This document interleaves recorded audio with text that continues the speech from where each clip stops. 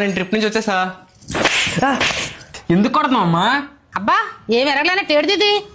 Guys ఇంట్లో trip లో టెంపుల్స్కి వెళ్తానని డబ్బులు తీసుకొని ఇలా కొండల్లో జలపాతాల్లో తిరుగుతున్నా డబ్బులతో. ఇది ప్లానింగ్ అంటే మామూలుగా ఉండదు మనతో. అబ్బా నువ్వు పెట్టకపోతే ఫోన్లో నాకు ఎవరు పెట్టరా, పెద్దాం పెట్టింది. ఇంట్లోకి పదా ప్లానింగ్ ఏంటో చూపించాను. అయిపోయింది, బతికి అయిపోయింది. నీకు కొత్త చెక్కేస్తారులే ఈ రోజంతా. తెల్లారిపోయింది. ఏటమ్మా తెల్లారకు ముందు లేపెత్తున్నా?